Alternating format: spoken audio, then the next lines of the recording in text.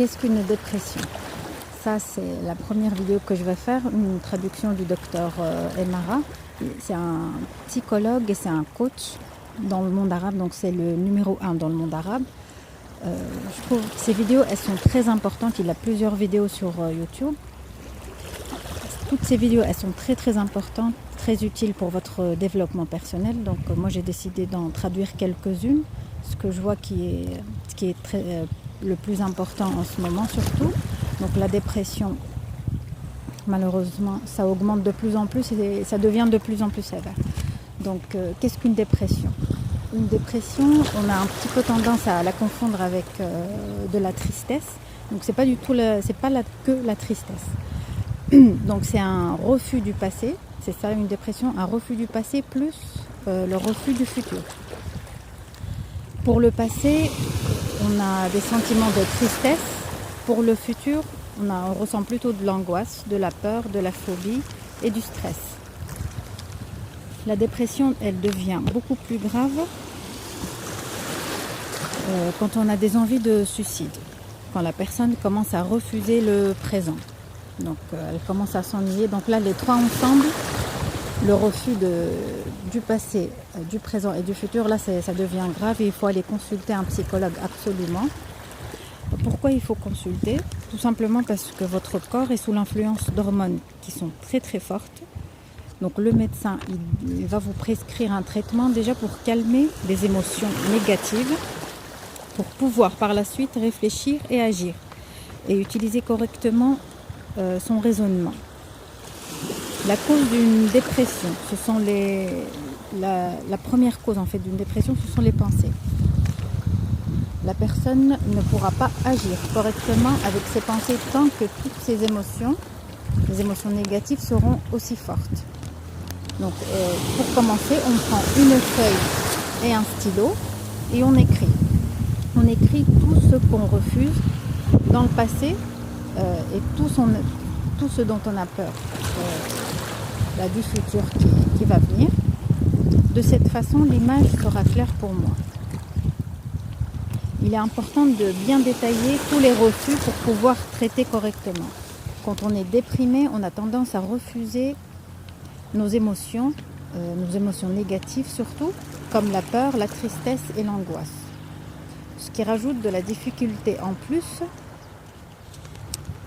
Donc c'est le refus de ces sentiments. Donc il faut absolument accepter toutes ces émotions négatives et les sentir, les ressentir. Il ne faut surtout pas fuir.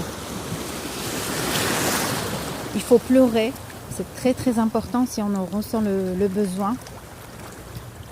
Et il faut pleurer avec l'intention de se vider. C'est très important ça aussi.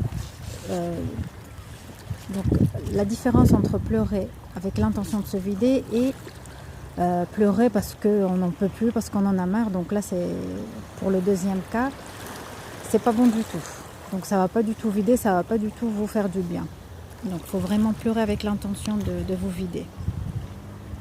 Et puis on pleure, peu importe la raison. Parfois on a un petit peu de cumul, donc ça part en sanglots pour un petit détail. Mais c'est important de pleurer. Un véritable homme pleure et une véritable femme pleure. Deuxième point important, quand on est dans cette situation, on a tendance à suivre et à attendre que quelqu'un vienne nous sauver, nous sortir de cette situation de dépression. On ne doit pas attendre des solutions de l'extérieur parce que vous allez attendre très longtemps. Et puis à la longue, la situation va se dégrader. C'est à vous de vous prendre en main et de décider. Et pour cela, première chose, je prends une décision. C'est moi qui dirige ma vie. C'est moi qui en a la direction. Ce qui est à la base du refus des émotions négatives et le fait d'avoir tendance à être dirigé, c'est la perte de l'estime de soi. C'est quoi la solution? Quelles sont les choses qui me donnent de l'estime, de la valeur? Il faut prendre une décision et dire qu'est-ce que je peux faire aujourd'hui pour présenter quelque chose qui a de la valeur à la société, dans ma maison, dans ma famille. Donc faire quelque chose qui a vraiment de la valeur. De cette façon, même en faisant le minimum, les sentiments négatifs vont commencer à diminuer. Le docteur donne un exemple. Le fait de faire un don à quelqu'un qui est vraiment dans le besoin, là vous aurez vraiment le sentiment que vous faites quelque chose qui a de la valeur. Donc c'est un exemple parmi tant d'autres. Le souci de nos jours est que les gens prennent leur estime de leur image extérieure, de leur apparence, de leurs biens, comme la voiture, la maison, mon corps. Donc on a tendance à prendre notre estime du nombre de fans qu'on a sur les réseaux sociaux, du nombre de j'aime, du dire des autres. Il y a des gens qui sont vraiment accros à ça.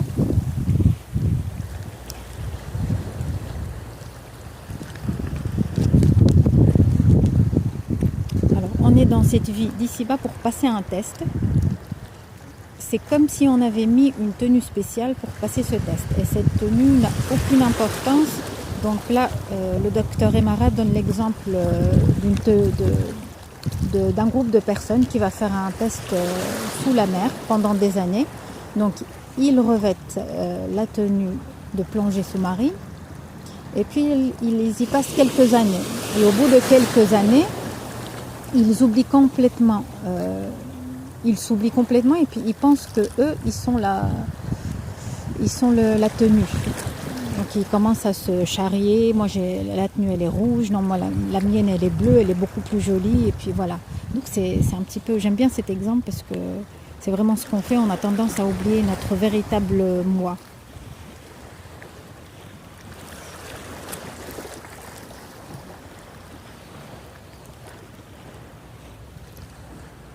Voilà, donc ce qui est en rapport, cet exemple, c'est qu'on ne voit pas l'intérieur, on ne voit que la tenue, on ne voit pas la personne.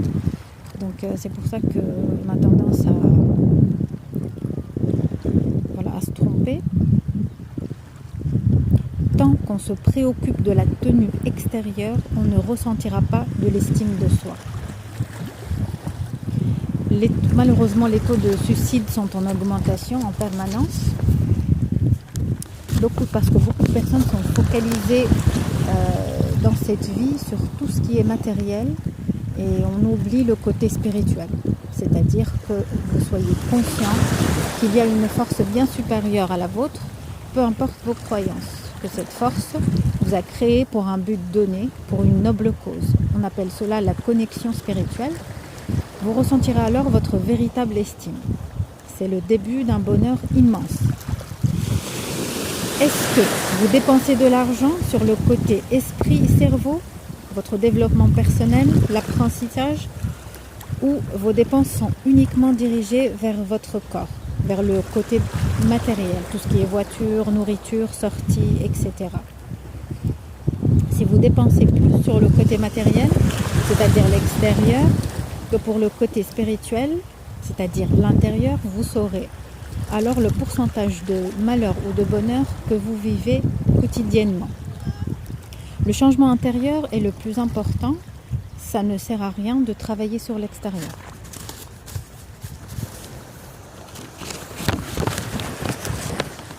Voilà, donc ça ne sert strictement à rien de travailler sur l'extérieur si vous êtes malheureux.